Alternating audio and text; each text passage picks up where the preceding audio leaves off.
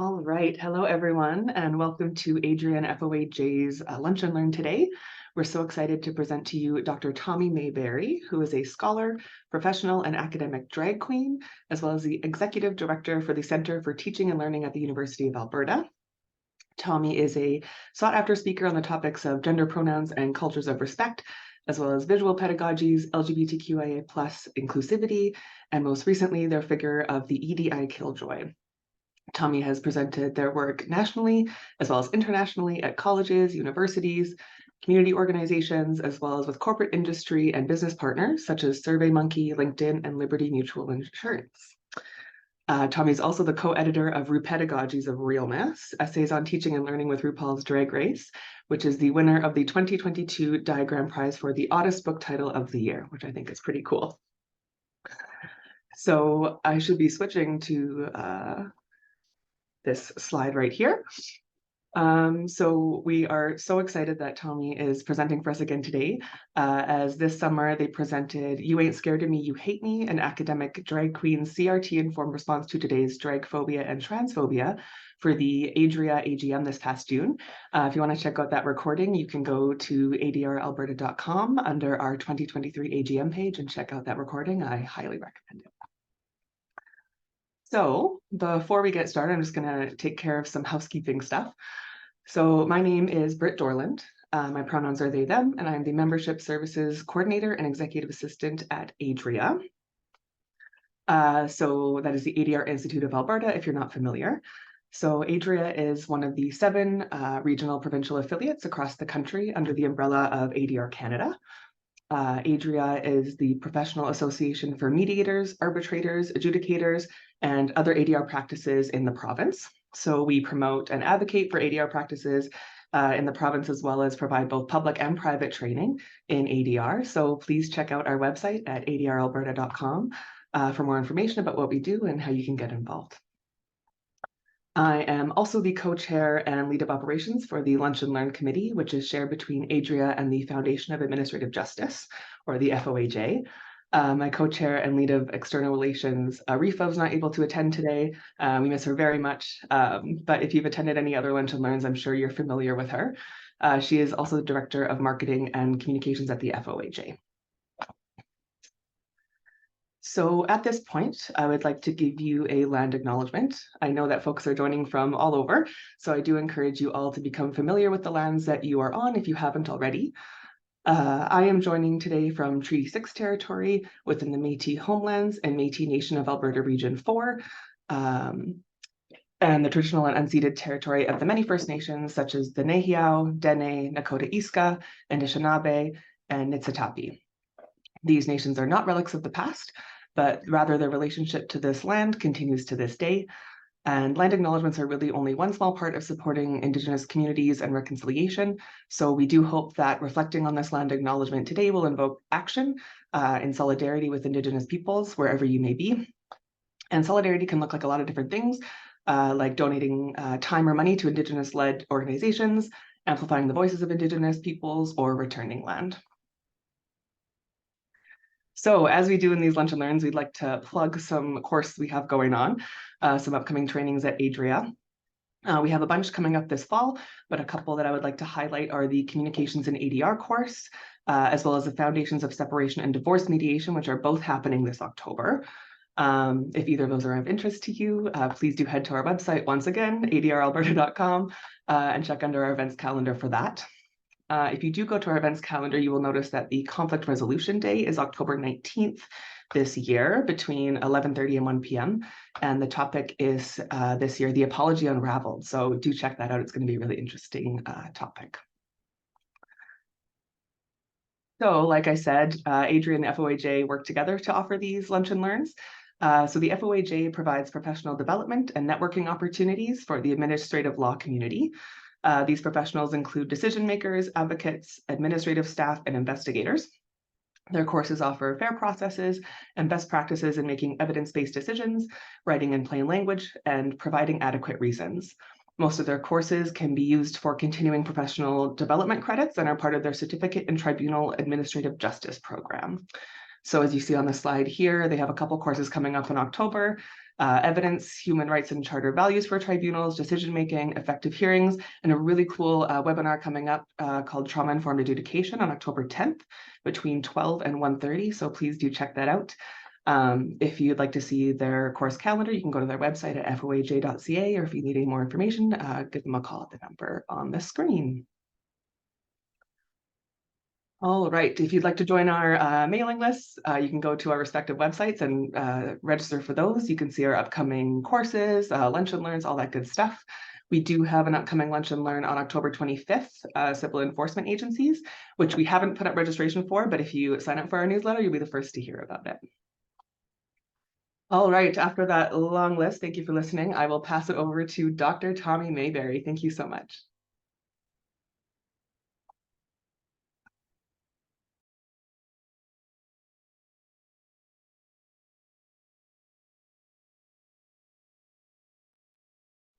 Thank you so much, Britt, and hello, everyone. Thank you so much for joining this Lunch and Learn, and thank you, Adria and FOAJ, for having me and having me back for another talk, and one that sadly but importantly, I think is really needed today, in this moment, literally today as well, September 27th, talk on gender pronouns and cultures of respect. I want to start off by sharing my own land story, not quite a land or territorial acknowledgement, but a land story, one that I've come to know and keep working on as what I kind of call a story of two rivers, because I am not from here in Amiskwaciwâskahikan, or what the city today colonially called Edmonton. I come from southwestern Ontario, along the Grand River, or its Ojibwe name, Owashatonongzibi. I grew up in a trailer park in the city now called Westmount Rose. That's the bottom right picture there. You might notice in the background that tiny little burgundy rectangle, and that is the Westmount Rose covered bridge, one of the last or the last standing covered bridge in the province of Ontario. I grew up along this river and in the trailer park where my parents still actually have a trailer. Not the same tin trailer that I grew up in. I think it's their third or fourth physical trailer that they have on their lot now, but the same lot that I grew up on. And every summer, growing up with my friends and my siblings, before the pools would be open, we'd put on our bathing suits and our river shoes, as we called them, and we'd play in the banks of the Grand River, or Owashatonongzibi. And I remember growing up feeling this incredible connection to this body of water and to the land, the banks and the shores and the brush alongside it, as my friends and I and siblings and I would, play in the trees and go along the trails and everything. And so anytime that someone would mention the Grand River, or, recently, I think it was like 2019, the Stephen King horror movie, It, was filmed in the covered bridge. I'm in an Elora just up the road as well. I just remember feeling these intense kind of like loving connections to it as it was mine. And when I was working at the University of Waterloo in the teaching center there years ago, when universities started to respond to the Truth and Reconciliation Commission with doing better as institutions of higher learning with moving in truth and toward reconciliation, I remember feeling this like affective whiplash when the University of Waterloo acknowledged with respect that it sits on the Haldimand Tract, which is land that was promised to the Six Nations and includes 10 kilometers on either side of the Grand River. The land acknowledgement does not use the Ojibwe name for the Grand River. It does call it Grand River. But reading that, I remember feeling this intense confusion, little bit of anger, and then just complete shock at this idea that I grew up, not just 10 kilometers, not just 10 meters, not just 10 centimeters or millimeters, but actually in the water of the Grand River. And I remember immediately having this disconnect between what I thought was mine, obviously not in that ownership way, but that intense connection. And then learning more about the Haldimand treaties and Frederick Haldimand, and learning about the theft of land and the abuse of the treaties and those pieces as well, and really coming to understand that I was on this land, growing up on this land, in a way that should not have come to have been. The language in the Haldimand Tract Treaty literally says, and I quoted in some of my scholarship as well, it literally says that the land was granted to the Six Nations forever. That is the language from the 1790s in the treaty. And of the nearly 1 million acres that were promised to them in the 1790s, less than 10% of that remains to the Six Nations today. As Britt was saying, acts of reconciliation can also be land back. And I don't know, because I've been here in Edmonton and Imiskuchi-Waskahikan now for 2 years and a bit. I don't know what the work is from back home on the Haldeman track toward that, but absolutely is land that was promised and not delivered in full from that. So when I was joining the University of Alberta to take up leading the Centre for Teaching and Excellence here, I knew that I was going to be moving from one river to the banks of another, which is the colonially called the North Saskatchewan River, but its Cree or Nehia name is Kisi Sachewane Sipi, which means, I learned recently, which means in Nehia, the river that moves swiftly at a walking pace. And I have not walked alongside it to tell if that is accurate or not, but folks from the from Papa's Chase land, descendants of Papa's Chase, they say that that was named accurately for the swift pace at which the Papa's Chase Nation would have walked along Kisi Sachewane Sipi. So this story, as I share this, is where I'm sitting right now in my office at the Center for Teaching and Learning, which is situated on North Campus in Edmonton here. And part of my continuing to learn, unlearn, and relearn about this land is the same but different with how I was learning, unlearning, and relearning about the Grand River back home.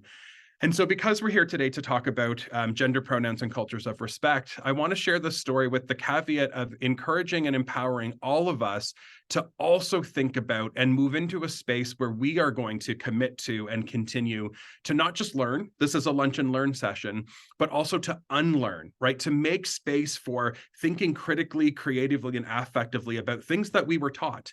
And as I'm going to talk about today, we're taught wrong or mistaught, to unlearn, to make space to relearn as well. I also want to share a white body acknowledgement. As Britt introduced, I do identify and live as an academic drag queen, but I also identify and know and understand myself as a raced white academic drag queen. I identify as queer and trans feminine, and I definitely am coming to understand my my racial identity as a white person, as someone who is passively raced in a kind of verbal sense of that for the power and privilege that comes along with my skin color. And I owe, as a queer and trans feminine person, and I'm sorry, I'm pausing for a moment.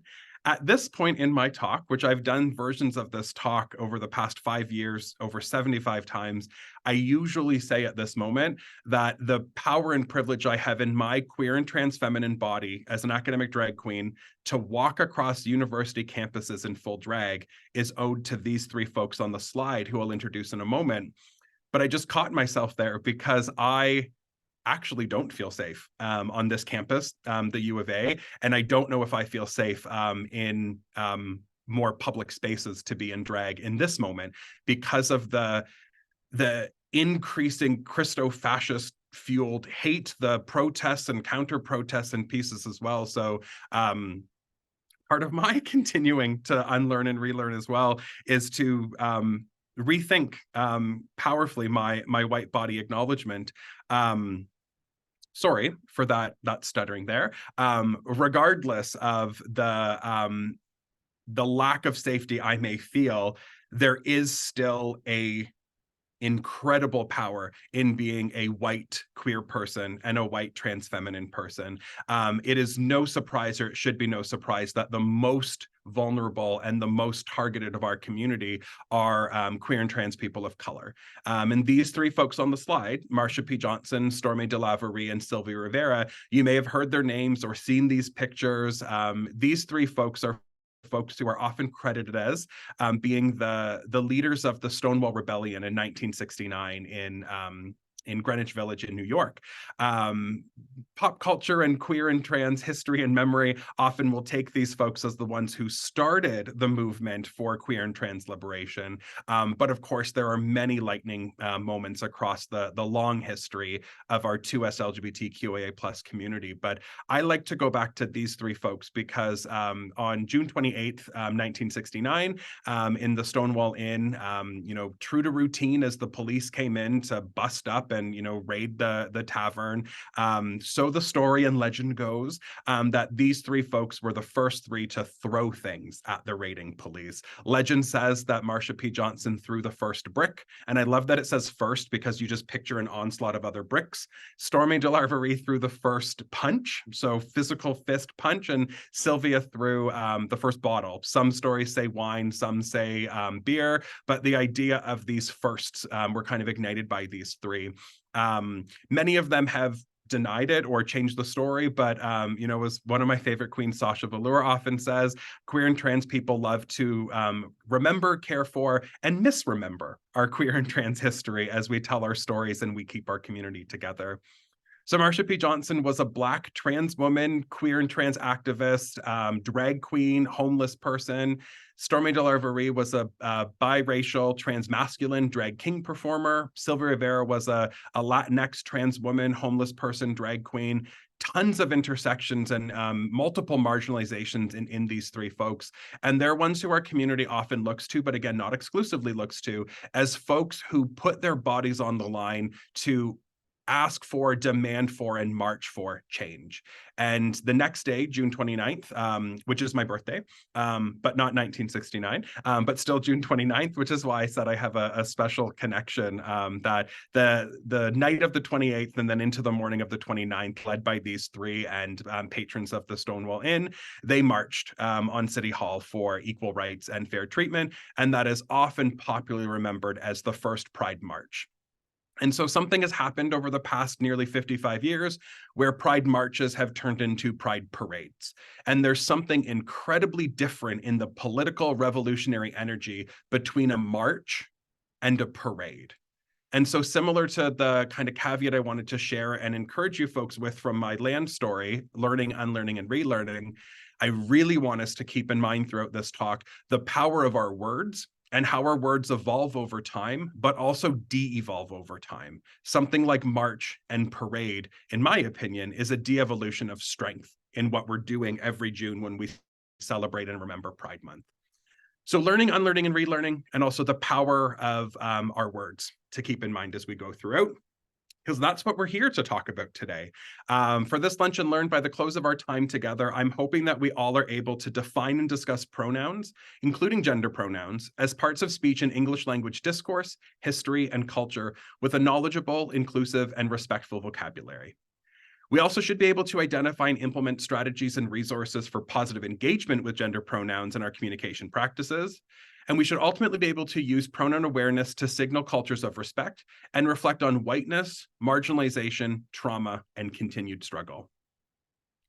An asterisk here on the word English, because this talk is in English. My academic background is literally English. That's the discipline of my PhD. I also have degrees in English and cultural studies and English language and literature. So English is my first language that I speak, and English is the research and the language that this talk is in. But I also want us to talk about pronouns and gender inclusive communication in more languages than just English, and also in more Englishes than just white Western English. So that could be white Western academic English, that could be white Western professional English, that could be white Western legal English, that could be white Western, popular English, that could be non-white Englishes as well, but thinking about and putting pressure on this idea that there isn't just one English language that we speak. So I'm going to take us right to the basics. Little fun story. The first ever time I did this talk, I assumed that everybody knew what a pronoun was and does. And I noticed immediately that there was incredible confusion since I built my talk around what is a pronoun and what does it do in English language? And then how do we layer gender on that? So this might be a refresher. This might be incredibly new, or this might be something you might be thinking, I know the answer to this question. And then you're thinking, wow, if Tommy gave me a grammar test right now, I would not do well on that test. So what is a pronoun, going back to basics? Well, Dean Spade, Dean, who is a lawyer and a professor at the Seattle University School of Law, says that it's a somewhat obscure grammar term after all. And this is one of my favorite quotations from Dean Spade because he's just calling it out. Yes, it's a grammar term, but it is obscure. And it's kind of come back from our grade school, or, if we learned English as an additional language from those grammar lessons, it's kind of all around in the media with misinformation, with popular information. School boards are fighting against, the right to use your lived pronouns. And I often wonder if anyone even really knows what a pronoun is and does. But Dean Spade says it's somewhat obscure. And it certainly is. It's even more obscure in 2023 right now, as we're thinking about, when people proudly, alt-right folks will proudly say things like, my pronouns are beer. And you're like, no, that is not a pronoun. But thanks. So a somewhat obscure grammar term after all, but at its core, to kind of take away some of this obscurity, at their core, a pronoun is a part of speech that replaces a noun. And a noun is a part of speech, which is a person, place, thing, idea, or emotion. And so a pronoun replaces a noun to stand in for that noun in discourse and communication. And so we're not getting into all of the parts of speeches, but the 8 or 9, depending on what you're considering and looking at, are things like nouns, verbs, pronouns, adjectives, adverbs, prepositions, conjunctions, those kinds of pieces that now our gears are turning. We're thinking, oh yeah, I remember those. And we had songs about them in grade school to learn and remember them as well. So a pronoun is a part of speech. And what it does as a part of speech is replaces another part of speech, a noun, a person, place, thing, idea, or emotion, to stand in for that noun. And so you've probably seen tables like this, or you might be having flashbacks and remembering filling out these tables where spaces were left empty, and you were supposed to identify the different cases, the subject pronouns like he, she, they, or it, the object pronoun versions like him, her, them, or it, the possessive pronoun versions, his, her or hers, their or theirs, or its. So that's what a pronoun is. So what is a gender pronoun then? Because of course this talk is gender pronouns and cultures of respect. So when a pronoun replaces and stands in for a noun who is a person, so remember, a noun is a person, place, thing, idea, or emotion. So person. When the noun is a person and we're using a pronoun to replace and stand in for that person, we are grammatically responsible for aligning the pronoun standing in with that person's gender. And our language itself, our English language, does dictate this. So here's a quotation from Robert Loth's A Short Introduction to English Grammar with Critical Notes from 1762, where he defines pronoun as, quote, a word standing instead of a noun as its substitute or representative, and in the pronoun are to be considered the person, number, gender, and case. Lots to unpack here. First off, you might be thinking, wow, Tommy, 1762, couldn't you just have Googled literally this morning, define pronoun, and it would have come up with a contemporary definition? Yep, and it would have been strikingly similar, or strikingly is similar, to this definition from Robert Loth. But 1762 should also be ringing some bells in your heads from my land story that I opened up with the Haldeman Tract from the 1790s, the 1780s and 90s, when the Haldeman proclamations were put into place. Because the 1700s, the late 1700s, is when the project of colonization is largely happening. Not originally happening and not ultimately happening, because it still is going on today. But the 1700s are when, with Robert Loth, A Short Introduction to English Grammar, Robert Loth was a bishop of the Church of England, so incredible power and privilege as a, presumably white, cishet, male, patriarchal figure in the Church of England, who sat down to write a book that literally created the rules of our English language, so that this book and the teaching, the rules, could be taken over to the quote-unquote new world as a policing and punishing tool to take language to the folks who were already there in this not undiscovered land. So I use this piece of history, of English history, of language history, of etymology, because this book, this specific book, among other ones, is one of the first pieces where the rules were written. If you have ever, any teachers or anyone who's ever given feedback on writing, or anyone who's ever written and submitted to a teacher, if you've ever heard the rule that you can't end a sentence with a preposition, yeah, Robert Loth wrote that in 1762. He just made it up so that English sounds, in his opinion, better to not say something like, where are you at? but to say something more pretentious sounding like at where are you, to put the preposition first, the preposition at rather than last. So that is a man-made rule. That was made up, as are some of the other things we're going to be talking about. Like in this definition, pronouns have 4 things to be considered. Person, and that's what we're talking about, specifically when the noun is a person, but also number, we'll talk about singular and plural. Gender, there it is, written in quotations from 1792 is gender. And then case, which we'll talk about in a moment as well. So if we bring back up this table, in light of that, and in light of Robert Lowe's pieces around what we're supposed to consider, something on this table should now start to feel a little uncomfortable when thinking about person, number, gender, and case. And that would be that bottom row, the it, and it series of pronouns. We would not lead with it when referring to another person who has not shared with us how they identify and what their pronoun is. We would not do that. People do.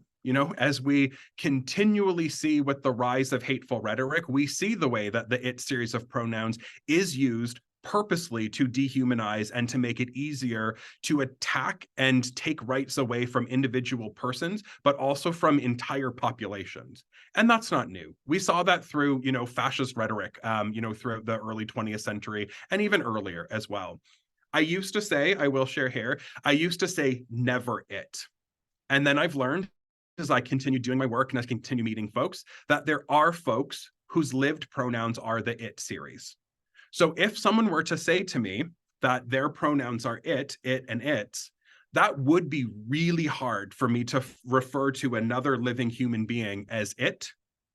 But if I don't, and if they're telling me this is how you can respectfully refer to me, and I don't do that, I would be misgendering that person. I would be using the wrong language to refer to them respectfully. And it's not up to me to say, oh, that feels weird or wrong or bad for me to say. This person is telling me, here's how you can refer to me respectfully. I'm literally telling you the words that you can use to not disrespect, to not offend, and to not brutalize my identity. So I would probably make mistakes, and I would probably not agree in a kind of ontological perspective around the it series, but that's not for me to tell them, you really should know. They're telling me. So first rule, however someone tells you, sorry, I shouldn't have said rule, don't love that. First strategy, we'll go with, however someone tells you or asks you to refer to them with respect, that's how you do it. I often say that you can ask if you can ask. So don't just straight up ask the person, say, hey, I'm wondering if I can ask you a question. That way they can say, no, I'm not a scholar, I'm not an activist, I'm just someone who's trying to go about my life safely. I'd rather not be your teacher in this moment and use my story to teach you. But if you just say, hey, Tommy, why do you use that pronoun? That puts the person in a position to have to not answer your question, in which case they ironically become someone who is not helpful or not part of the conversation. But if you say, hey, Tommy, I'm wondering if I can ask you a question, Tommy can say, thank you, but I don't have the bandwidth for that today. So ask if you can ask, to give that kind of separation in that space. And then the second part is this, is when you make a mistake, not if you make a mistake, when. You will make mistakes. I make mistakes. I still have not figured out how off the cuff to do this example of the it series by cognitively using the it series to refer to this imaginary person. I'm referring to them as they in my head. I just did it. I'm referring to them as they. I should have said I'm referring to it as they. But my mind, I haven't yet practiced enough to wrap my mind around that. So when I make a mistake, I apologize for the mistake.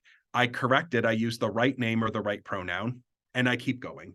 I don't linger or dwell or make a big deal or reassure the person that I'm not a neo-fascist, that I am someone who really supports, identity and everything. No, it's not about me, right? It's not about the person who made the mistake. It's about the person who just heard not their name or not their pronoun, or who in front of other people heard someone refer to them with not their name or not their pronoun. And so don't make it about yourself as the person who made a mistake.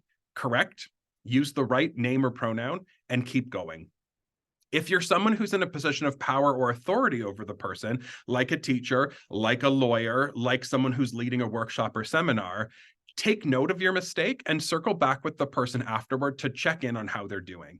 That could have been the first time in their day that they were misnamed or baby named, or that they were referred to with the wrong pronoun. And it might have just been water off a duck's back. That also could have been the 15th time that it happened. And maybe they're just like, F this, I'm done. Like, I'm done. I can't engage in this. And whether it's the first or the 15th still doesn't make it about you. If the person is, I'm done, I'm leaving the webinar, I can't do this, you misgendered me, and it was the 15th time, it wasn't your 15th time, but it was the 15th time they've had to experience that kind of disrespect that day. So again, it's not about you, it's about them. So a kind of second part to the second piece would be to check back in and see how the person's doing, being fully aware that you do not know how their day has gone or what they're up to or how that may have impacted them. So approaching it humbly and helpfully, and again, not making it about you, is really powerful and important. Number, right? Robert Lowe said person, number, gender, and case. So we've talked a lot about person. We are talking the whole time about gender, and we are doing a little bit of the case back and forth, but number is another big one. I've been doing this work and this talk for over 5 years, and I used to think one day I could just delete this slide because we'd get to the point where I stop hearing people say, but isn't they plural? And yeah, it's whiny when people say that because folks like Jen Mannion, and Jen is a historian at Amherst College who identifies or who will use they, them pronouns, but who also, oh, I'm sorry, what did I do here? There's a picture of Jen, who identifies as a female-bodied masculine person, uses them pronouns, but who also says that if you insist on using pronouns, they would rather you use their name. So I have been saying they, but I'm going to refer to Jen as Jen, so we can hear that.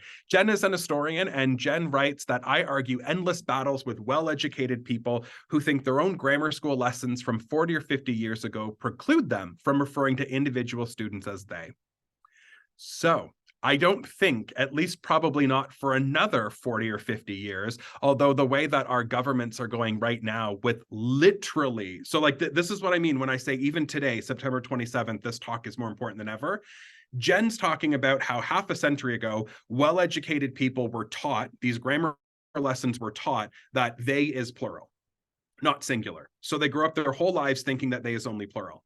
In the past, maybe 5 years, we've started to be shifting some of this to actually teach, so folks don't have to unlearn, to actually teach that they is, and always has been, I'll get to that in a moment, singular and plural. Of course, the way that folks are fighting, governmental folks and politicians are fighting against this kind of curricular instruction, this kind of accuracy of our language, we might never get to the point where we have generations of folks who are growing up with more accurate and inclusive representations and linguistic pieces to it. So 40, 50 years ago, as Jen's saying, people were taught that they is plural and only plural. Here's Dean Spade again, lawyer and professor at the Seattle School of Law. Spade says that he's working with his students to advocate that the writing faculty at Seattle School of Law stop teaching that the singular pronoun they, them is grammatically incorrect.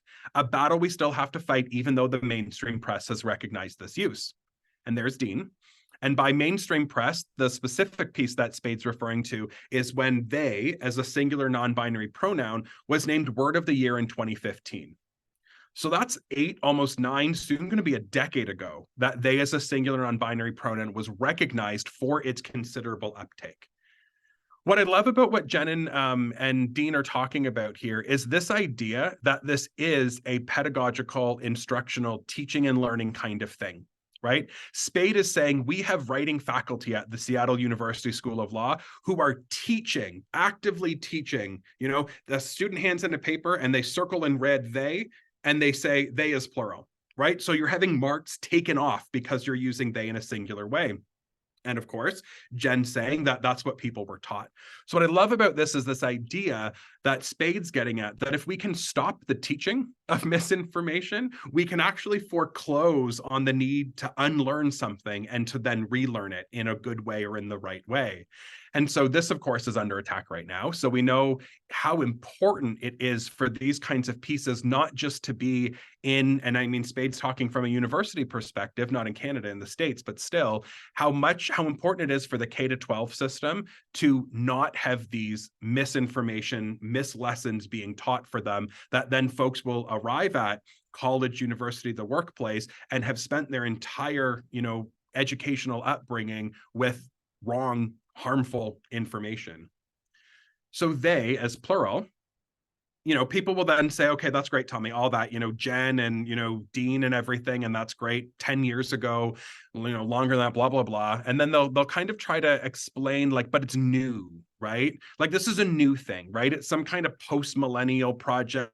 It's some kind of like neoliberal thing. It's some kind of like, okay, now we're going to start with they as a singular, right? And to this question, I always go, well, it's remarkable, actually, that it took until 2015 when it was Word of the Year, and then even beyond 2015 in academic cultures, for this pronoun to gain the considerable traction that it has. Because as early as the Middle English version of our English language today, which was the 1300s, our language has actually had they as a singular. So I'm going to go to the Bible. And I used to kind of jokingly say I'm going to the Bible because, why not? Everyone goes to the Bible. But good Lord, does everyone go to the Bible right now with everything? So I'm going to go to the Bible as not a cheeky scholar, but actually as a strong scholar doing my research and saying in 1382 in the Bible, in Middle English, it has they as a singular pronoun. So Middle English sounded different. I'm going to read this in Middle English, and then I'll tell you what it sounds like in contemporary English. But you might recognize some of this as well. So in the Bible in 1382, for example, there's a sentence that says, "Each one in their craft is weegus," which translates sonically to "each one in their craft is wise." So that little lowercase b, lowercase p shoved together letter is called a thorn, and it makes a th sound. So literally, if we spelt that out in contemporary English, T-H-E-R, if we added an E on the end of it, it would be there, like over there. And if we added an I to the middle, it would be there, the pronoun there. And this sentence says each one, right? Each individual singular person, each one of them in their craft is wise. It really, really importantly is not saying each one in his craft is wise, right? This idea of the masculine pronoun being the universal, the stand-in for everyone. Nope. The Bible before the 1700s, right? This is 1382. So, 400 years before the main heart of the colonization project, they, them, their, not man, right? Not this Christo heteropatriarchal kind of man is the universal. No, there was a singular non-binary pronoun. Each one in their craft is wise. And so now if you're thinking, okay, well, maybe biblical translation, no, let's go back to the 1700s for a moment, right back to the heart of the colonial project with Oliver Goldsmith's The History of England, this massive document about the proudness of England, where Oliver Goldsmith, historian of England, writes, "Every person who had been punished for seditious libels during the foregoing administration now recovered their liberty and had damages given them upon those who had decreed their punishment." Every individual singular person, them and their. Again, 1771, not a universal man. They and them is the pronoun for a singular, non-binary, unknown individual. So we really have always done this. They has always had the capacity to be single and plural. And then if people are going to do the thing that just wants to make me yeet my computer at the window, it's hard for me to look at an individual person and say they, because wouldn't it be they is? And that doesn't sound right. Well, there's that well again, because we already do this unconsciously as part of our English language acquisition with another English pronoun that is conjugated in the plural, whether or not it's an individual or singular person, and contextual clues around it help us know if it's an individual or singular person. And that's the second person you. We say you are, and that can be one person, and that can be more than one person. So if I were to say, Britt, you are going to the mall after work, you would know that Britt is going to the mall by themselves. You'd be like, okay, Britt is one person and Britt is going to the mall. You are going to the mall. If one of you on the call were to say, oh, Tommy and Britt, you are going to the mall after work, you would know that there are two people who are going to the mall after work.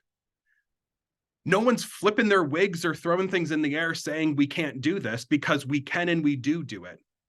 It's almost like it has nothing to do with gender and has everything to do with hate and power and politics, because we can look at an individual person and say, you are. We can look at an individual person and say, they are.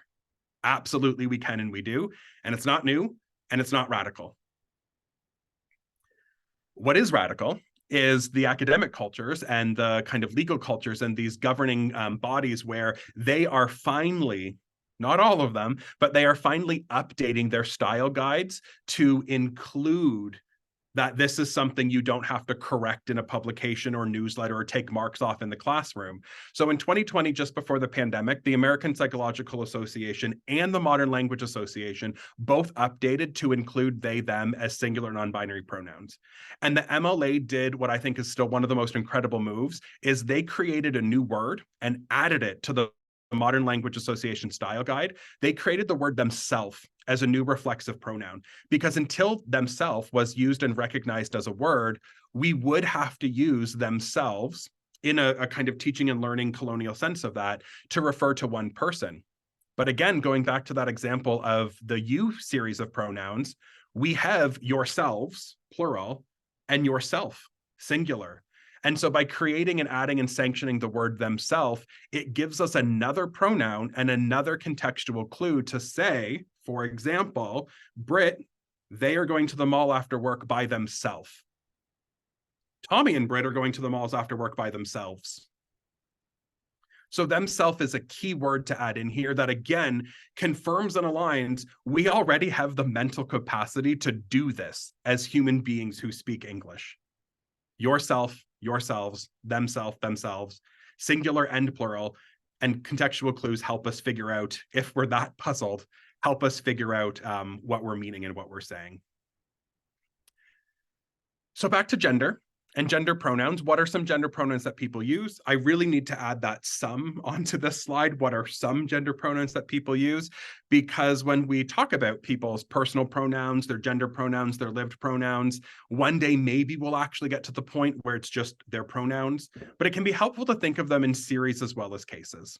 So if I bring back up our table and if I add to it a column and add to it some rows, it would be really difficult to remember, imagine, and maybe not even the most productive to remember subject, object, and possessive pronouns.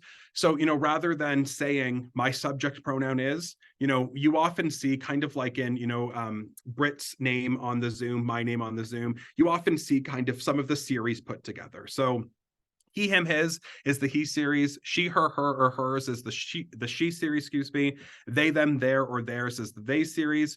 Two of the more common non-binary pronoun series after the they series are the Z and the V series. And these might sound like, and I say might because, again, an individual person could say, I pronounce these differently, the way that we can pronounce names differently. Andrea, Andrea, it's spelt the same, but depending on who it is, or, Sarah and Sarah with an H without an H. So however someone tells you to use and pronounce them, that's how you do it. But the Z series might sound like Z, here, here's. The V series might sound like V, them, ver. There's also, importantly, the one that I kind of call the just my name series, which is where someone like Jen Mannion might say, pronouns don't adequately capture who I am as a person, so just use my name. In which case, you would say, for example, Jen put Jen's water bottle down so Jen could take a sip later in the day when Jen was thirsty. And it's not up to you to say, oh, that's really cumbersome to have to say Jen's name 5 times. If Jen's telling you, please don't replace my name with another word because that doesn't represent who I am, then you say Jen's name.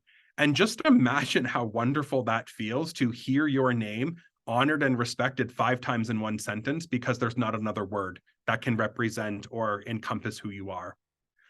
Not all of us actually have that privilege to be able to have multiple words that are respectful for who we are at that nominal level. And I'll talk about that a little bit later with an intersexualized people as well. But like I said, what are some gender pronouns that people use? This table's not exhaustive or complete.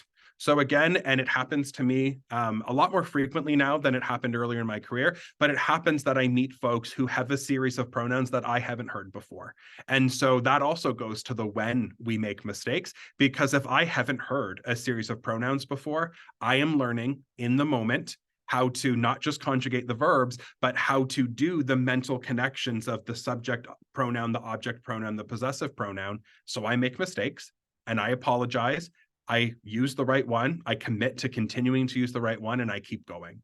So again, however someone asks or tells you to refer to them with respect is how you do it. So a couple notes here. Yes, some people use gender-neutral pronoun series that might be unfamiliar, such as the Z and the V, such as many other forms of neopronouns that you may and probably will encounter in your professional careers and your daily life. Some people's pronominal system is just their name and not a series of pronouns. So adjectives, remember I said were another part of speech? Well, adjectives are things that modify or describe nouns. So the word pronominal, for another fun grammar lesson, pronominal is an adjective when put in front of system, describes or modifies the system to mean relating to and or serving as a pronoun. So what I've learned in this work is asking someone what are their pronouns is not actually the most inclusive or accessible question, because some folks, like Jen Mannion, don't use pronouns, but they have a pronominal system. So if I were to ask Jen, what are your pronouns? I'm putting Jen in a spot to have to say something wonky like, I don't use pronouns. But if I ask Jen, what is your pronominal system? Jen could say, oh, just use my name, please. Now, obviously, some of you might be thinking, wow, Tommy, okay, I can't imagine asking someone their pronoun, let alone saying something seemingly pretentious like, what is your pronominal system? So what I offer is don't even ask for either. Ask someone, how can I refer to you with respect? They will tell you, thank you. You can refer to me with respect by using he, she, they. You can refer to me with respect by using they exclusively. You can refer to me by respect by just using my name. You can refer to me by respect by using any series of pronouns with respect. The respect piece is huge. And so if you're afraid or feeling sheepish or unsure to ask someone their pronouns, to be that person taking that risk to put yourself out there by asking a question and engaging that conversation, ask them, how can you respectfully refer to them? And because some people who use more than one series of pronouns, like me, I'll talk about that in just a moment, because some folks do use more than one series of pronouns, but depending on where they are, who they're with, or how they're understanding themselves to see themselves in the mirror or the types of clothes they're putting on, some folks will use different pronouns in different moments. So adding one more respectful, inclusive, and accessible piece to that question, how can I respectfully refer to you today? Because just because someone tells you what their pronouns are doesn't mean they're going to be okay with you using that pronoun in a group of new people, some of whom may not be safe. So checking in with folks and asking them always, always, always, how can we refer to you with respect in this moment going forward, those kinds of pieces. This question lands really powerfully with folks, and it often is a pedagogical question for folks who might say, I don't know what you mean by that, because they've had the privilege to go their whole lives with never having to worry about being misnamed or misgendered. And it's a friendlier question to not have to, especially with the inflammatory rhetoric right now around pronouns specifically, to say, how can I respectfully refer to you? And if someone says, I don't know what you mean, you could offer multiple examples. Oh, would you like me to use your name? Would you like me to use, he or she? What words? And then they might go, oh yeah, just call me he. So some people use more than one series of pronouns. Me. As Britt and I both introduced me, my name's Tommy Mayberry, and my pronouns are he, she, and they. And I often say that you can use any of those three series to refer to me with respect. And so I'm going to do something now that might be very uncomfortable. We'll have some moments of trauma and some trauma sharing, not trauma dumping, but some trauma sharing, because what I find really powerful is when I'm invited to spaces like this Lunch and Learn, I find it really powerful to bravely and knowingly share my life story. Not narcissistically, although I mean, there are 3 pictures of me on this slide right now, but to share my story, because often what I find is folks who are very new to this or who haven't met a trans feminine person, or are afraid to ask a drag queen something, or have a kid who has recently told them that they're non-binary, you often can feel like I don't want to offend or upset. And so by offering my story, I'm hoping this will give you a kind of illustrative example of how someone might come to understand and know themselves across the binary, in a non-binary sense, or with multiple pronouns. And I do invite you to ask me questions as well about myself, because I am offering up myself as a bit of a case study, as a bit of an example at this moment. And I'm doing it, like I said, bravely and knowingly.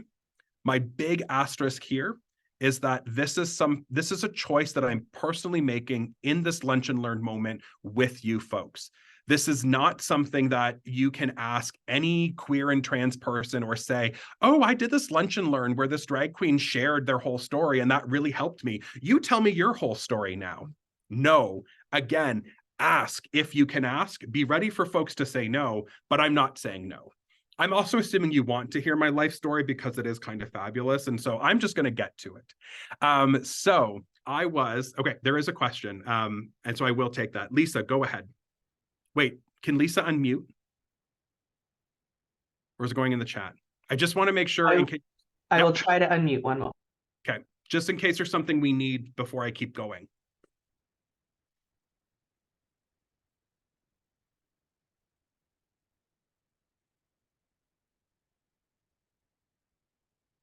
Hi, Lisa, I think you are unmuted if you're wanting to speak. Or if you were just waving, maybe the emoji's just waving. I can't hear you. I can see you typed into the Q&A. Can you hear me? No. You'll type. Excellent.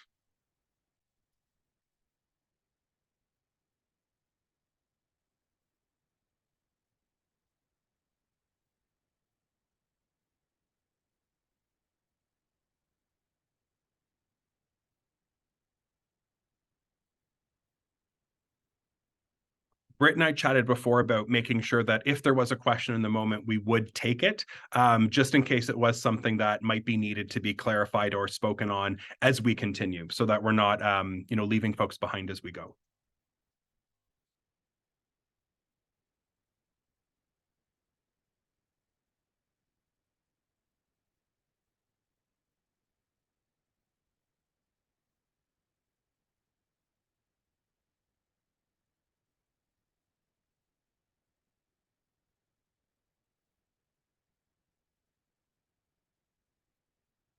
And sorry, I'm also realizing, Lisa, how much pressure I've now just put on you as I'm sitting here waiting and we're all waiting for the question. I'm so sorry.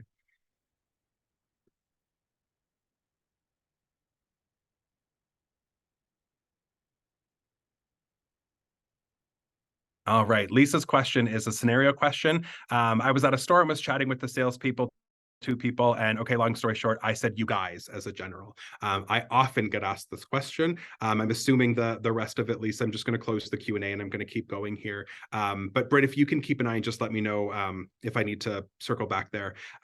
Yes, part of, and thank you, Lisa, that actually is great. I usually talk about the question, how can I refer to you with respect?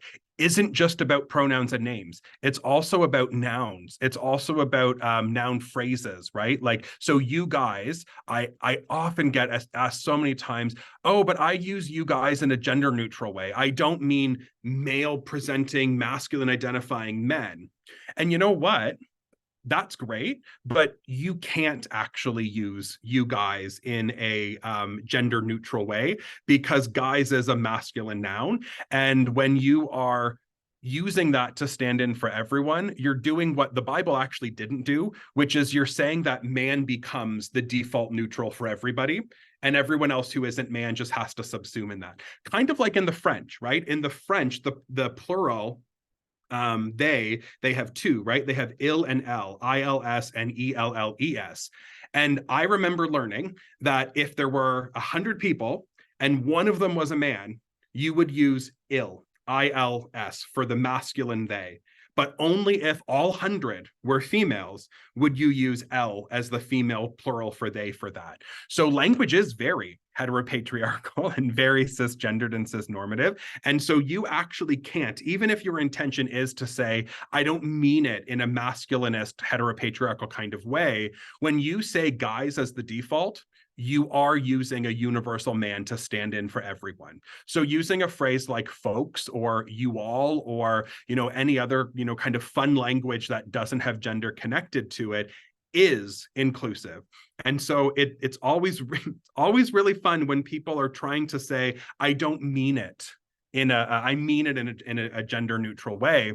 If I were to, and I often do as a drag queen, again, as a drag queen, as somebody who is trans feminine, I often do refer to everyone as girls or ladies, and it doesn't hit the same, right? If I were to refer to a bunch of people in a U of A town hall and just refer to everybody as girls, I would probably get several comments about my language.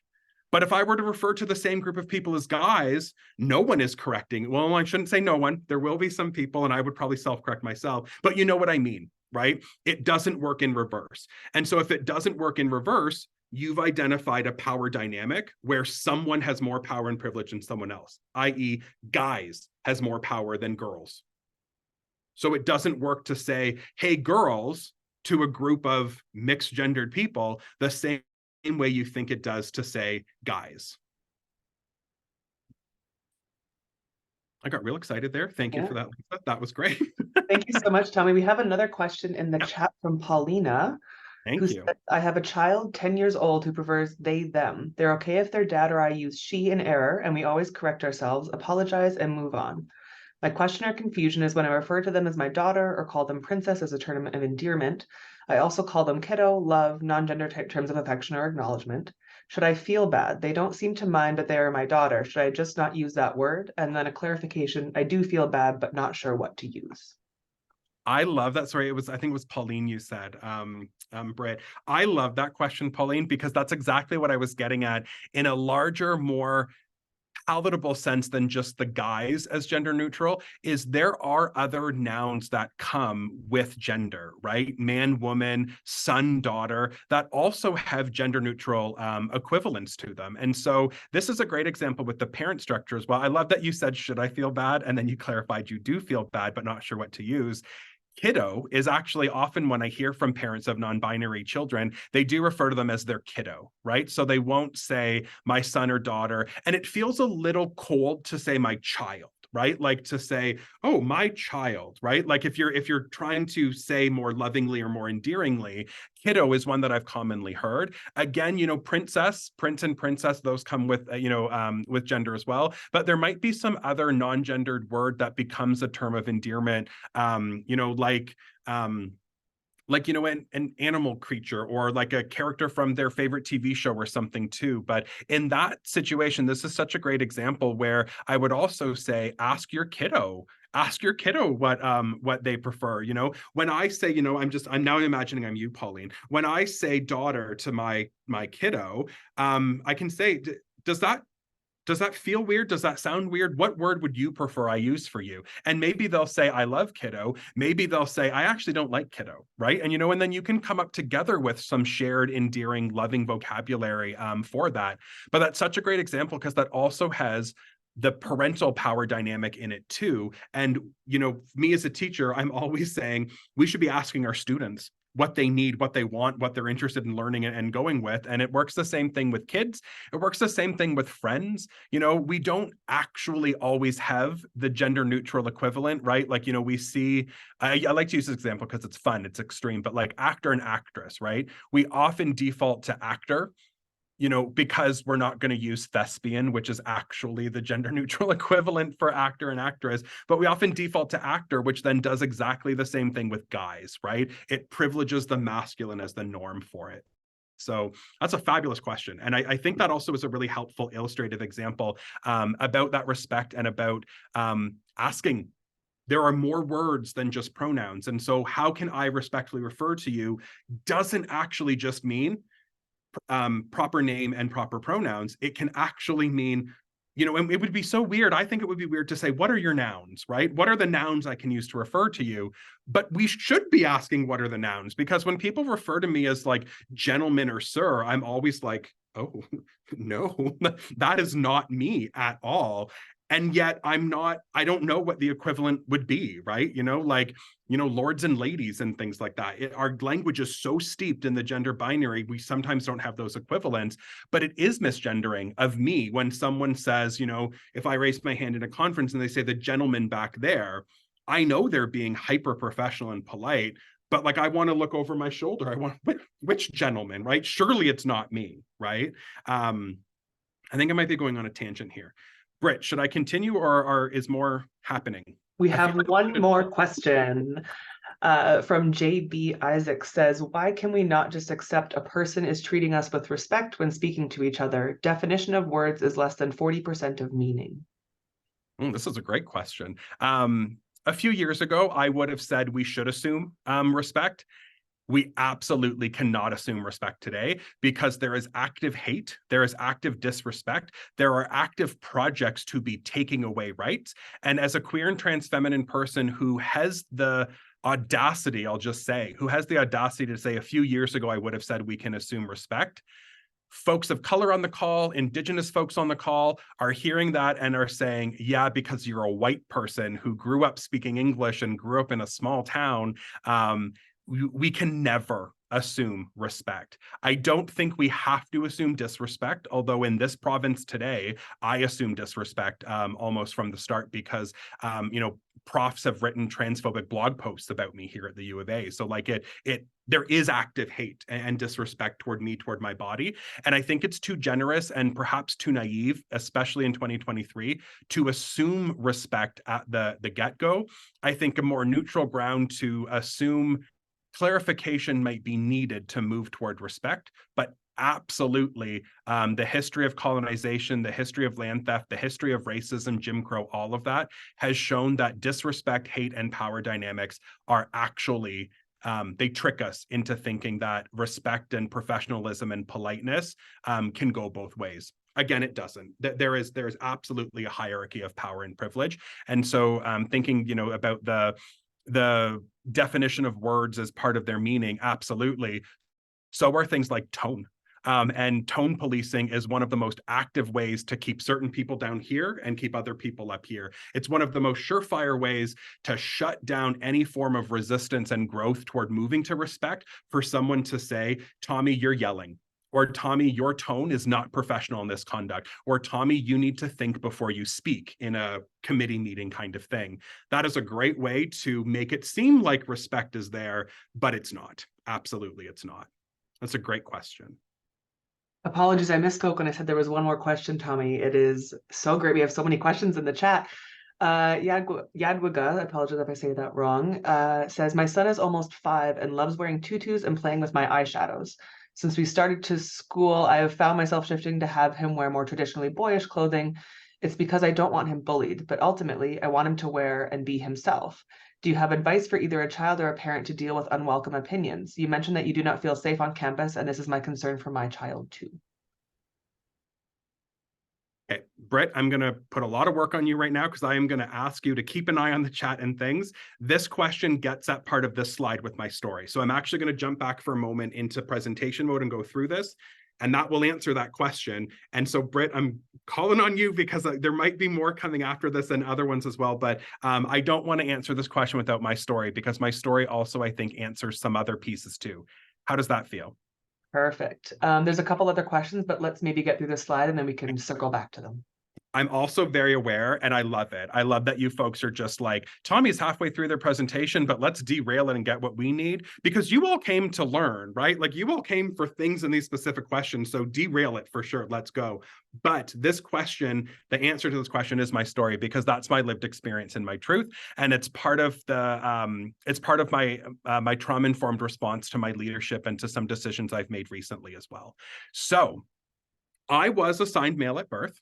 AMAB is the acronym that's kind of falling out a bit of favor, but also is coming back in as, alt-right and far-right people seem to become increasingly obsessed with genital structures. The assignation of gender based on penises and vaginas is something that is becoming weirdly present right now again, but I was. The joke here, the asterisk here, because you all know I love a good asterisk. The asterisk here is that I actually was assigned male before I was born. So I'm the only one of my siblings. I have an older binary sister and I have two younger binary brothers. And I'm the only one of my siblings who was actually named before I was born. My parents didn't want to know any of the sexes or genders of their kids. They wanted to be surprised. I come from a Roman Catholic family, so not just Catholic, but Roman Catholic.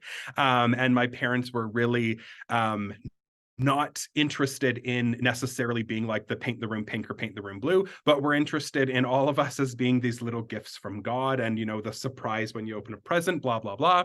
My parents are wonderful, I should say. I may have just painted them in a terrible light with that Roman Catholicism comment, but at an early ultrasound, the doctor let slip some particularly male anatomical sounding vocabulary. And my parents' ears kind of perked up and they said, oh, that sounds male. And the doctor said some version of, oops, sorry, yes, it's a boy. And so I was actually assigned male before I was born. And because I was assigned my sex before I was born, my parents named me. And so they did name me Thomas. That is my legal birth name. I am named after my, I think, triple great-grandfather, Thomas Mayberry, who was in Ireland in the early 1800s and was gifted a plot of land just outside of Ottawa in Canada in the early 1800s for services rendered during the war. So I carry a very colonial land theft name. Not the reason why I go by Tommy, although I cheekily want that to become part of my story, that legally I'm Tommy, but actually, or legally I'm Thomas, but actually I'm Tommy. But really it's because my mom and dad created the diminutive right away. So before I was even born, they were calling me Little Tommy. And so that just stuck with me. I do visually present most often in a culturally coded male way, facial hair, more, I don't even know if this is masculine, but like you look at me and, so the statement would go, it would be a fair assumption to assume that you could use the he series for me. My clothes come from the binary men's side of the store, blah, blah, blah. I also have a same-sex partner who's also named Tommy. So we do appear in the world together as a gay male couple. I do have a bit more of what I call my fabulous streak. So I often have my nails done, whether I'm in or out of drag. I really pay attention to my hair and take good care of my hair. Today, I'm wearing a primer, a BB cream, and a powder. Not nearly as much makeup as I wear in drag, but I do have makeup on when I'm out of drag. I do identify with 3 letters of the 2S LGBTQA plus community, so gay, trans, and queer. I know and love myself as flamboyant and fierce. I'm an academic drag queen, and I do use they when I refer to myself in the third person. So those are all the pieces on the slide. But what this slide doesn't get at, which is what the question that was asked that pushed me back to my story gets at, is that I grew up in a Roman Catholic family in a small Christian conservative Mennonite farm town as this little kid who loved makeup and dresses and Barbies. And, while my sister and brothers were playing with Ninja Turtles and Power Rangers, I was April O'Neil or I was the Pink Power Ranger, right? Like I had this draw to the feminine, to femininity. And growing up, I went to a K to 8 Catholic school and then a grade 9 to 12 public school in Elmira.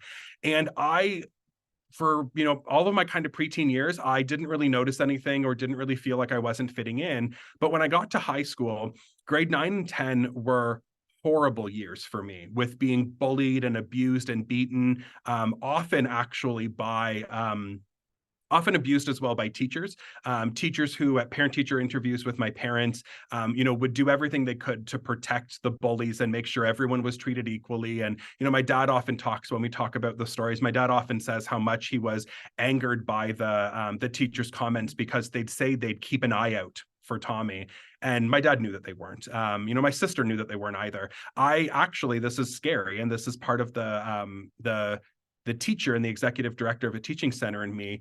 My sister would help me skip class, skip gym class specifically, where there was no monitoring in the change rooms and washrooms and pieces, so much that I almost lost my mandatory gym credit because I had missed so many classes. And my dad was furious because the only way that my family could protect me was by having my sister sneak me out of class.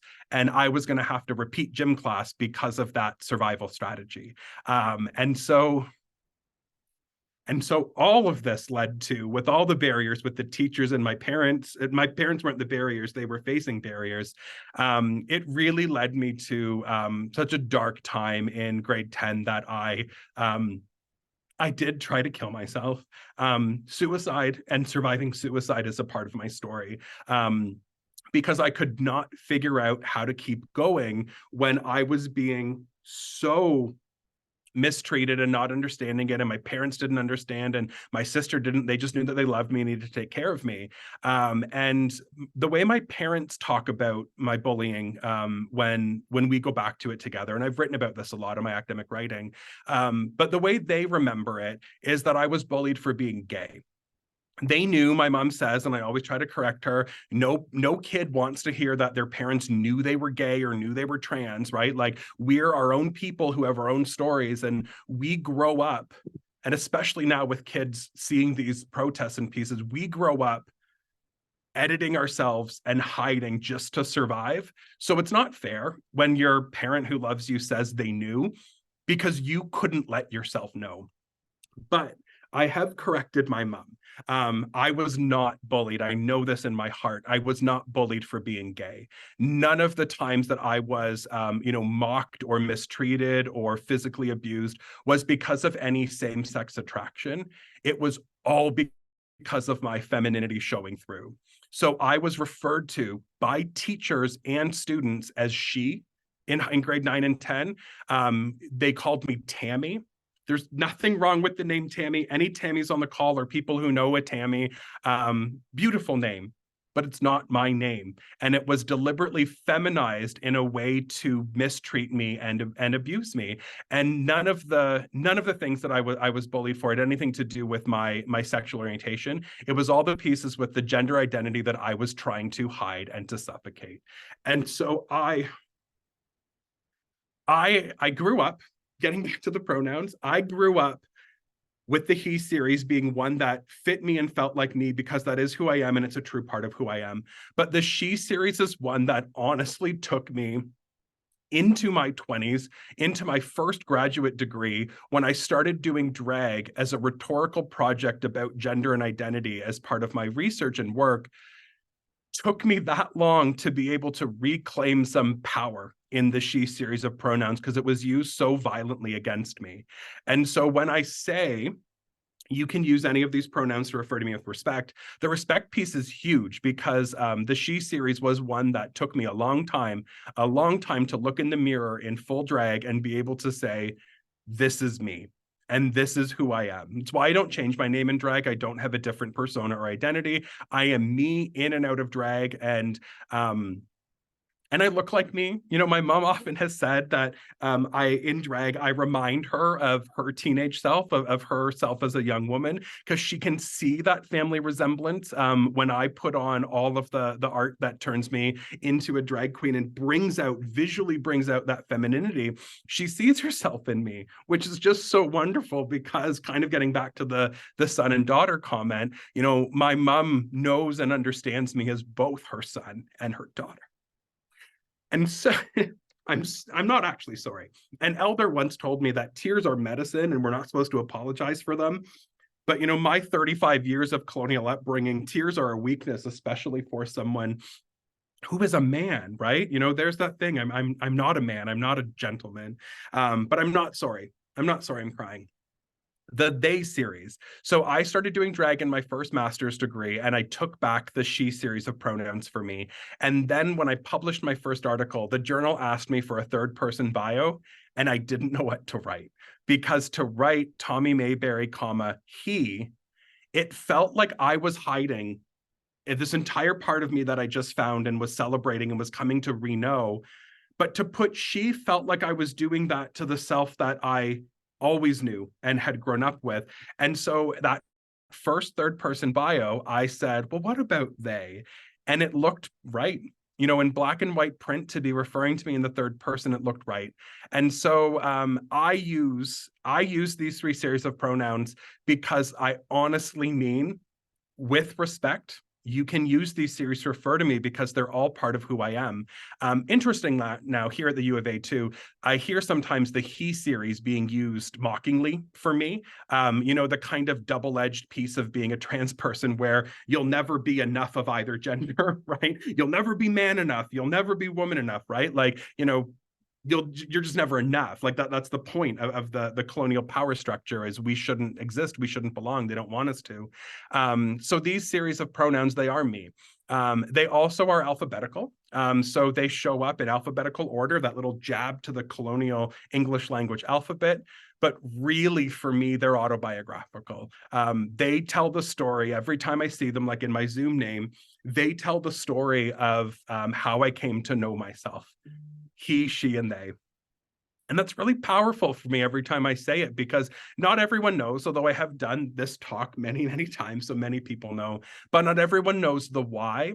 And the why shouldn't matter. I want to be very clear. It shouldn't matter why I use these three series of pronouns for you to be able to respect me, but it can help people to understand how much heart and soul goes into these words when they're used against you, to tear you down, to push you to the point of actually giving up, and then to find a power that says, I will never give up. And so the question about what can parents do, the reason why I wanted to segue and tell my story was I still don't know. My parents and I continue to talk at times when I'm writing about it. I don't know what they could have done differently, because they did everything they knew how to do to protect me and support me. And it almost wasn't enough. But the teachers also didn't do enough with my parents to protect me or support me. Many of them actually did the exact opposite. You know, we're part of the bullying and part of the problem. But what I often say, what I tell my parents is that I'm so lucky that they weren't my first bullies. That, you know, I see these kids at the protest that their parents are dragging their kids to, and I just think of the harm that's being done to these kids by these protesters. And I just think, like, for a kid to be outed by the school to an unsafe parent who's going to bully them, I don't know how our queer and trans kid generation is going to survive with some of these pieces, because I didn't have that and I barely survived. But my parents were two of my first champions and not my bullies, but they are straight cis people who don't have this lived experience. And I don't know, I honestly don't know. I don't know how, like the questions asking how we can help, or how you can with the question specifically. You know, my mom did say Halloween was the only day. That's that picture. Sorry, I never even explained the pictures. The picture on the far left, that picture is me when I was 7 years old. Halloween was the only time my mom felt comfortable letting me go out in public in makeup and wigs and heels and you know, feminine clothing, because Halloween was enough of a sanctioned excuse that it could be a costume. But she wouldn't send me to school wearing the clothes I wanted to. And she said it always broke her heart when I would get mad at her in the morning. But she knew, the town I grew up in and the school I was going to, that showing up with a bit of a lisp, showing up with a bit of a feminine walk, and, you know, not knowing how to completely police my femininity was already enough to get me beat up. And so I don't know. I honestly don't know. I don't know how, except to talk to your kids and to let them know, you know, about safe spaces, and to let them know about, you know, not everyone is going to be understanding and embrace it. I don't ever want to be a parent. And so you parents on the call, you have such a power and such a gift and responsibility. And I know in my heart that I don't have the answer to help with that. But Britt, I'm going to pause there because I need one moment. And then I don't know what happened in the chat. Thank you so much. I really appreciate your vulnerability and your ferocity. There's some comments in the chat that they're sending you love and they are sending you hearts and they're crying listening to you. And this is clearly such a very powerful talk today. And I am so grateful that you're here. So take all the time that you need. If you want me to read questions, I can do that. But if you need a second, that's totally fine. I just needed a Kleenex so that I just stopped smearing everything. So no, I am good. You let me know, please, Britt, from your perspective with this Lunch and Learn, what do we need next? Where should we go next? Because the next part of my talk is more the tips, tricks, and strategies kind of piece, but you let me know where we are at 10 to 1, what we need, where we're going. You know what? I am happy to stay on late if people are okay with that. If you're okay with that, Tommy. I think the tips and tricks might be helpful. It might answer some questions that are in the chat. And then if they're not, then we can circle back to them. All right. So I'm hearing keep going. Yes. Okay, thank you. And thank you all for the love and support. Like I said, I didn't actually say trigger warning before that, but I did tell you there was some trauma and stuff coming. This is my truth and this is my lived experience, and it is not unique, unfortunately. And it is, like I said, I'm very, very scared for this next generation of kids coming up, because I didn't grow up with this hateful of a climate, this openly hateful of a climate. And we've gone through a period of what was, I'll say adequate representational growth, like TV shows not restricted to the 11 p.m. slot anymore if it has a gay character in it, right? Like there's adequate growth that we've had. Although Modern Family made that huge deal about having like the first gay kiss, and like that's not how gay people kiss. But anyway, that's not what this talk's about. Getting into our communication practices and how we can foster inclusivity and respect with gender pronouns and communication, there are two big takeaways that I want you to think about in all of the ways we speak, all of our professional communication practices, familial ones with friends, ones where we're going to take that risk to be a little bit of a teacher with other folks as well. We can foster inclusivity by us ourselves creating and maintaining an inviting place around us as leaders, being leaders in this work, and also by modeling it. So actually by doing it ourselves, not just wearing, although this is important, not just wearing something that signals inclusivity, but actually being an active inclusive agent. And to do that with both of these strategies, we need to be intentional and meaningful with it. So it's not just, oh yeah, Tommy said we should do this before a meeting. No, intentional and meaningful. Why are we doing it? How are we doing it? What are the risks and what are the gains for this as well? Because Toni Morrison, one of my absolute original scholarly teachers, Black feminist, writer, teacher, literary critic, she once wrote, and it changed my life, my pedagogy, my leadership. She once wrote, quote, "I tell my students, when you get these jobs that you have been so brilliantly trained for, just remember that your real job is that if you are free, you need to free somebody else. If you have some power, then your job is to empower somebody else. This is not just a grab bag candy game." The reason why this quotation was so transformative for me was that I always felt so connected to the courses I was studying, the discipline I was in. And yes, we do, right? Like we are trained in college and university to be proud of being in, the woodworking program or the plumbing program or engineering or fine arts or whatever your discipline is. And yet what Morrison's saying is, that's great. Don't take that away. But you just got a post-secondary education, and with that, you just got power. And that means that no matter what you graduated with power. And by having power means you have some increase in your freedom, and that means your real responsibility is you need to extend that and free other people. So power begets power. We also see how power takes away power. So the second thing that I absolutely love is that Morrison says this is not a grab bag candy game. And that for me was one of the biggest threshold light bulb moments for me, because we also are taught from, the whitely professional people with power that power and privilege are a finite resource, right? A grab bag candy game. There's a bowl of candy in the middle of the room, and the fastest, the most agile, the ones with the largest hands, or the ones with the 10-foot head start, they get the most candy. And the ones who don't have those advantages, they get less or none.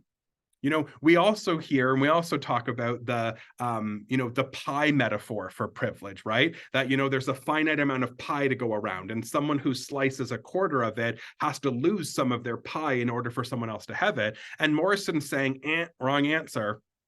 It's not a grab bag candy game. The metaphor that I offer for power and privilege is actually that of a flame and like a lighted candle, because one lighted candle can light an infinite number of other lighted candles, and it doesn't lose any of its dim. And actually, some of those now lighted candles might actually burn brighter and stronger and longer than the original source flame. So there's not a finite resource when it comes to power, is what Morrison's saying. It is infinite, and your job is to empower someone else. Your job is to extend that flame and give some of your fire to someone else so they can burn brightly and they can extend their fire. And in my work leading a teaching center, that's everything about my vision, is that the teaching center, we are the ones who are extending that power with instructors, through instructors, and to our students, because our students one day, as Morrison's saying, are going to graduate, have power and freedom, and keep that light going. It's not a total sum pie that, in 10 years, there's going to be no pie left for it. So I love that about this. And that's really important for us to think about, is that it isn't a risk. Us sharing our pronouns isn't a risk that we're going to lose some of our pie.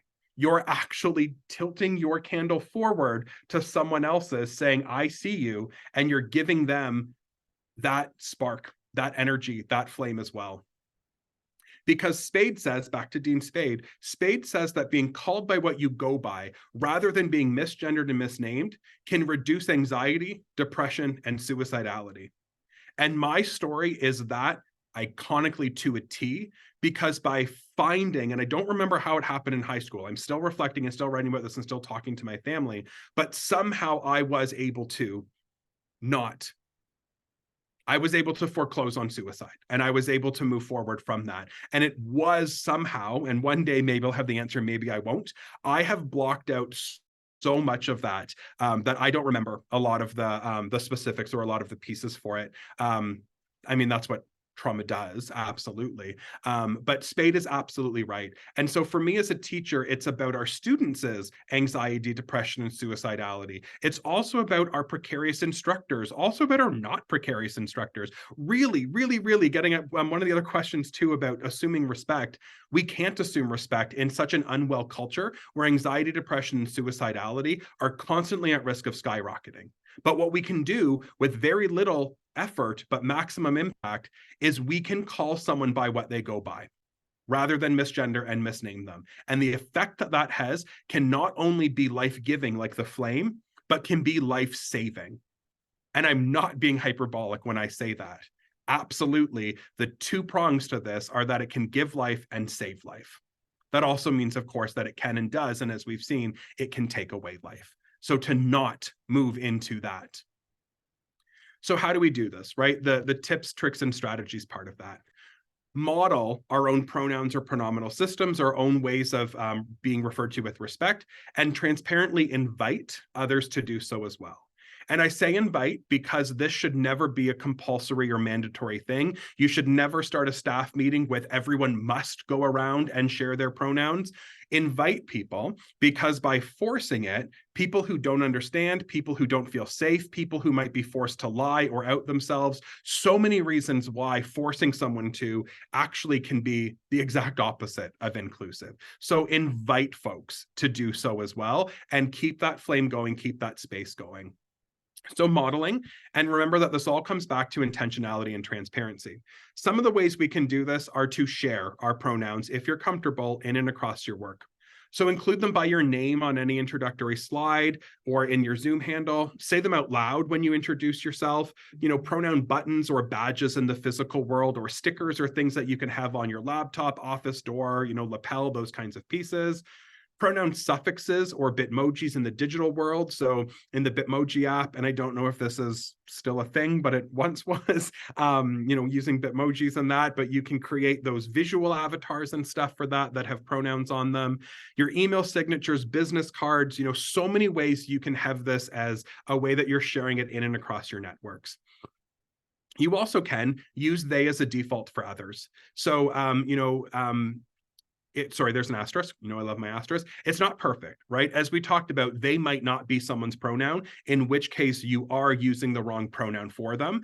But it's more inclusive to refer to people as they when you don't know what their pronoun is or how to respectfully refer to them. And it's a powerful signal, right? Like in a big business meeting, to not be referring to, someone on the slide as him or her based on how they visually present, but referring to them as them.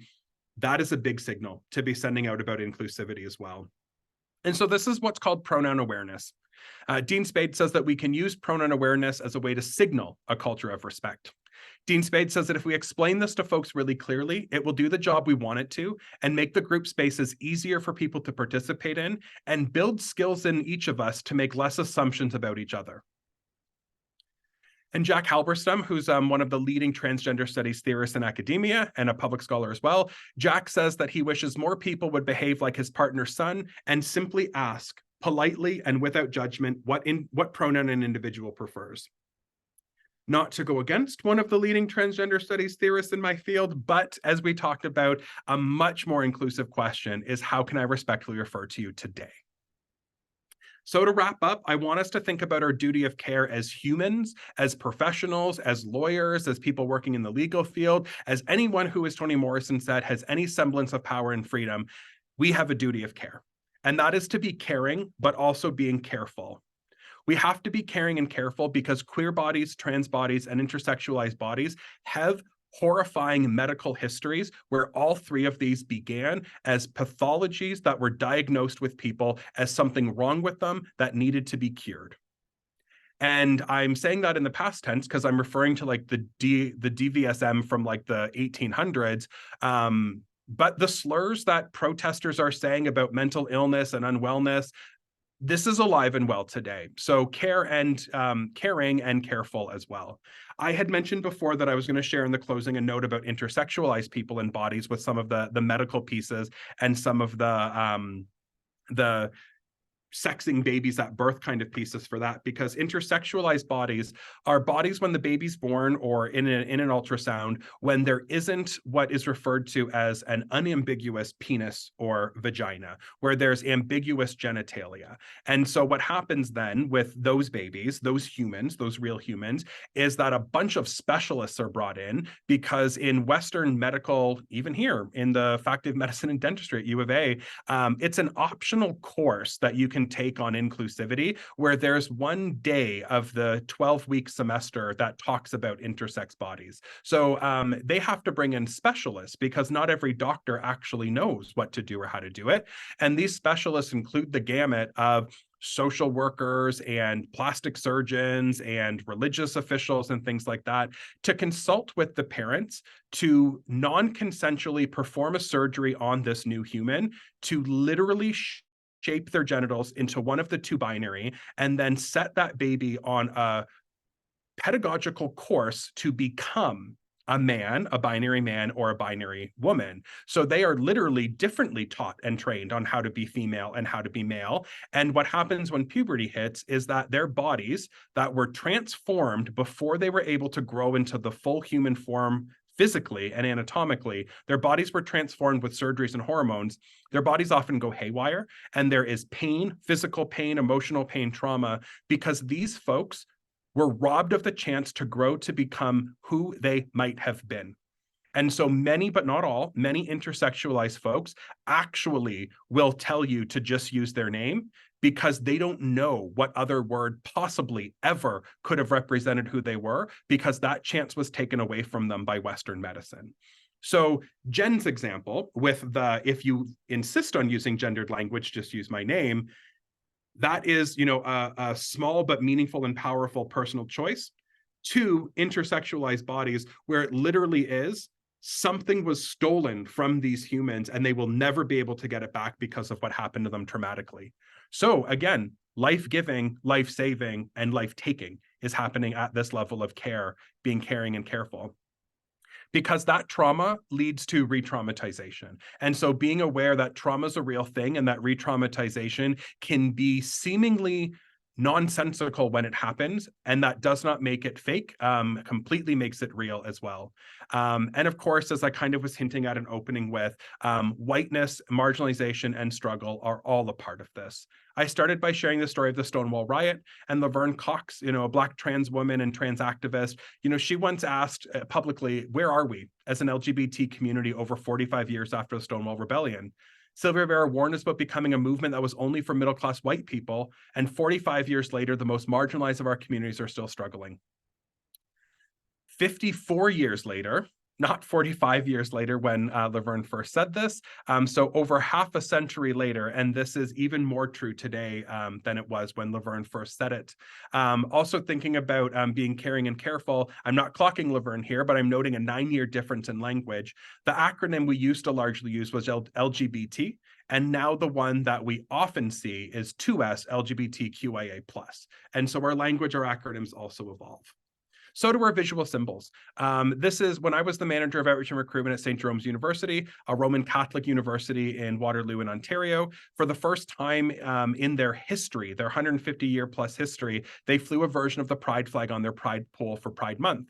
As you can probably imagine, it went over wonderfully and horribly for the Catholic community, but the one they flew after consulting with the community was the Progress Pride flag. So it includes the original traditional 6-bar rainbow flag, but it reflects on whiteness, marginalization, and struggle by bringing in the white, pink, and blue an arrowhead version of it from the trans and non-binary flag, as well as a brown bar and a black bar to represent Black, Indigenous, and people of color.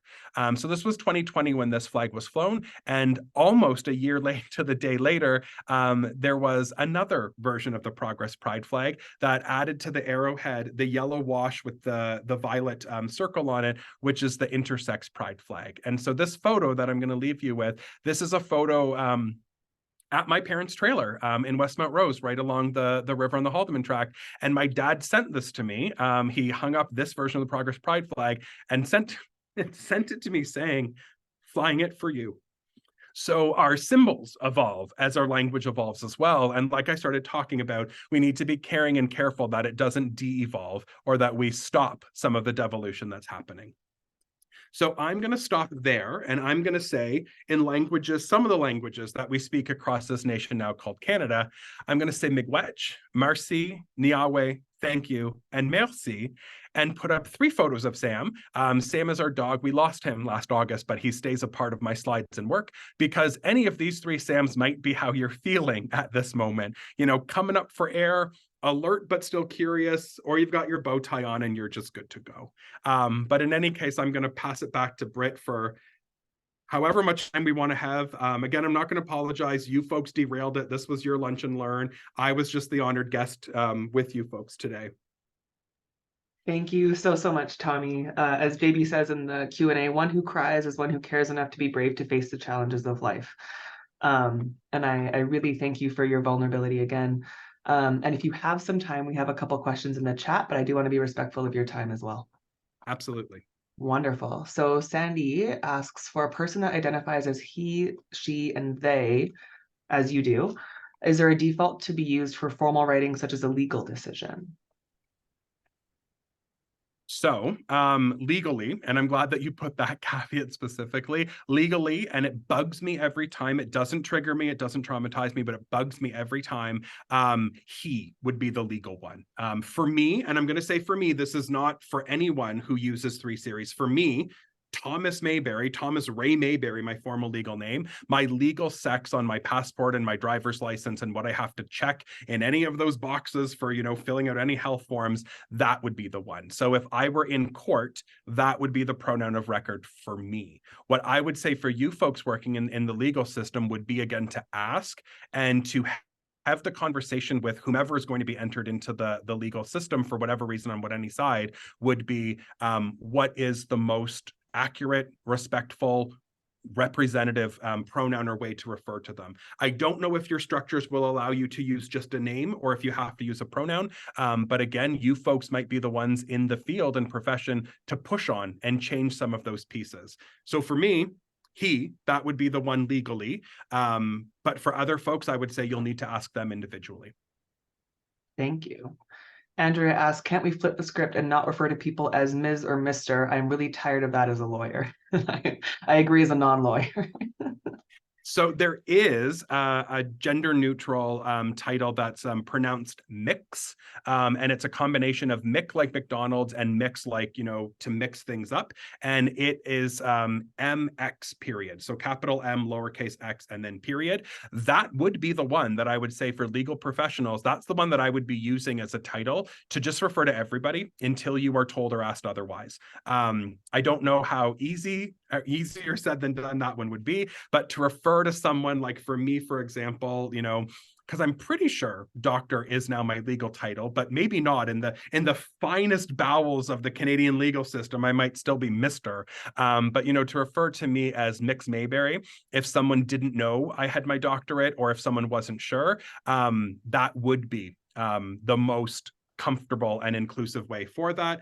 And then of course thinking of all of those silly binaries like men, women, lords and ladies and gentlemen, those kinds of pieces. There's always an alternative that you can find, but you folks have the interesting piece of the legality where the precision of language often might be held to a different standard than the heart of the humans who you're working with and for.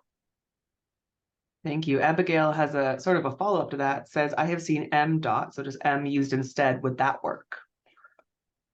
I think so, because that one, so the mixed title is specifically a gender neutral title, but the M dot would actually just be like, let's get rid of the other letters. It starts with M. So whatever follows, from that. And, my literary historian, heart is murmuring at this point, because that's largely how letters were written in the 17 and 1800s, right? Was M so-and-so, right? It was just sort of, that kind of hand printed thing. So I think to Andrea's question, we could just bring back the M on that as well for it. Wonderful. These are all sort of similar, but there's some little differences. So Cindy says, Dr. Tommy Mayberry, in writing a formal letter from an organization, there is an interest in referring to an individual in a respectful way, yet we do not know the individual or have a relationship with them in any way to have the dialogue prior to the document. So my approach has been to drop the salutation, so Mr., Ms., or Mix, and use first name and last name. Is there a better way? So that I'm not quite sure, Cindy, because if you have not had the chance to talk to the person first, or if it's impossible to talk to them first, my real answer is always to ask, right? But your scenario might be saying we might not be able to, in which case I would say to drop the salutation. But when you're thinking about the formal letter, in my work in the academy, letters of reference are often something that I'm working with folks on as well, because those have a lot of power, right? Literally to get a grant or not, or get a job or not. And sometimes the best way to work with someone is to ask them how they want to, maybe not are referred to, but want to be referred to for this purpose, right? If it's a job and they use the title mix, but they're applying to a job where they think that might be used against them, so they're going to tell you, for the sake of this letter, please use Mr. or please use Miss, right? Because if you use mix, you're honoring who they are, but the person might be like, oh, this is a non-binary person, bias might come up into it. So kind of same thing when you're thinking about in the letter, are you going to refer to them with a pronoun or just their name, right? So it's not common practice for folks in academia to share letters of reference with the candidate. I'm a huge proponent of open, honest, transparent communication. So if it's possible to ask them or share a version of it or something like that with them, that would be the better way for this. If it's not possible, I would say as the letter writer yourself formally, to imagine the way that this could be read by the individual and by others, and find a way to make that letter the most inclusive and respectful you can when it comes to gender and avoiding gendered language. Thank you. Kathy would like to know, have you ever heard from any of your bullies offering an apology for their earlier behavior because they now know better? This is a story for another time, because I have only recently begun to write about this because it is so uncommonly brutal. But I have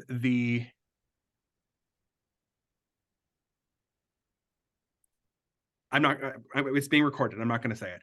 No, I have not heard from folks who have grown up and who have realized they were wrong and have reached out to me. But something did happen in my past and in my high school's past that kind of forced that conversation much earlier. I'm very aware that's now ambiguous and everyone's like, what the hell happened? I One day you'll see it in some of my writing. But no, that has not happened to me. I'm aware that it happens to other folks, and I have not had that experience. What I'm also noticing, and this isn't your question, but I'm going to take us there. What I'm also noticing is that many bullies also grow up and teach hate to their kids. And so bullying is something that is also generational. It's something that I experienced with the teachers at my high school, that they were just as bad, if not worse, of bullies as some of the kids. And my parents experienced that from the parents of my bullies as well. So bullying isn't something isolated to just our teenage years. Hate is really sinister and passes down through generations as well. And so not everybody gets to grow up and realize they were wrong.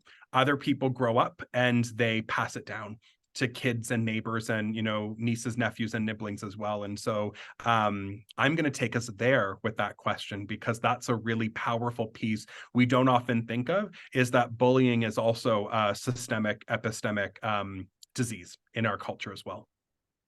I think we've really seen that with the protests happening, that it very much is a very nuanced and generational thing. The last question we have here is, any knowledge of what proportion or percentage of births are intersexualized and or require intervention?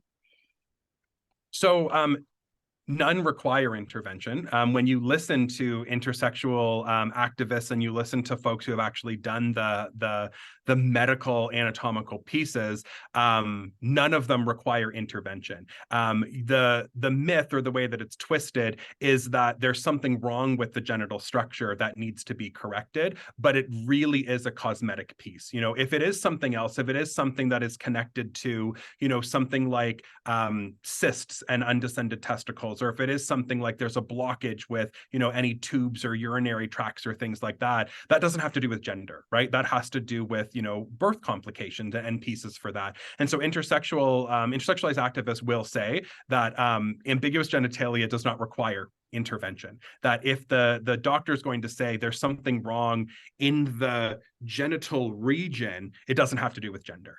And so the percentage, though, and I don't know what this actually is, but the soundbite that stayed in my head from some of the webinars I've gone to with intersexualist activists and scholars has been that it's the same percentage as redheads in our Western population. So they often tell the kind of thing, you know, how many of you know at least one person who is a genetic redhead? And everyone raises their hands. And then they say, you do know someone who is intersex. And so it is actually quite common, but it's not as common as the other hair colors or eye colors or those kinds of pieces for it. And many people, this is the other piece of this question made me think of that I forgot to say, many people are only ever tested at their hormone and chromosomal levels when there's ambiguous genitalia. And so intersex activists are very suspicious that if every human were to have a hormone and chromosomal test,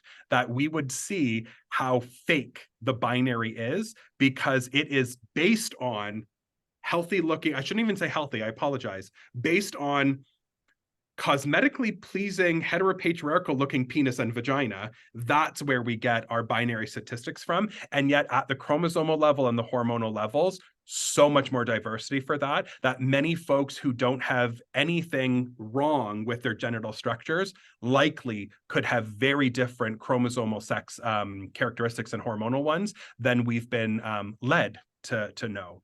And so intersex activists are actually calling for much more medical research and engagement to stop performing non-consensual surgeries, so we can actually study and actually learn more about human anatomy by not forcing it medically into a binary. Thank you so much. And thank you for everyone for your wonderful questions. This has been so awesome. I do encourage you, Tommy, to look at the chat. There's many, many thank yous and lovely sentiments there. But that is all the questions we have for today. So where can people find you if they want to learn more or get in contact with you? That's right. I was supposed to change the slide to bring that up. So the slide deck and the recording will both be available, but you can find me on, okay, well, it's no longer the bird, so I did not update my slide properly. You can find me, I'm not even going to say it. You can find me there on that social media platform. You also can email me for the time being at tneighbor@ualberta.ca. But on October 11th, I'm actually starting a new position back home in Ontario. So I am leaving you folks here in the province of Alberta, and I will be taking up a new position with a new email. So you can email me on the meantime here, or LinkedIn, you can also find me, and that's where my new job announcement and stuff will be as well. So this slide needs a lot of work, is what I'll say. So the recording will be out of date almost as soon as you publish it, Britt. I apologize. But I can work with Adrian FOAJ to get current contact info available as well on the site.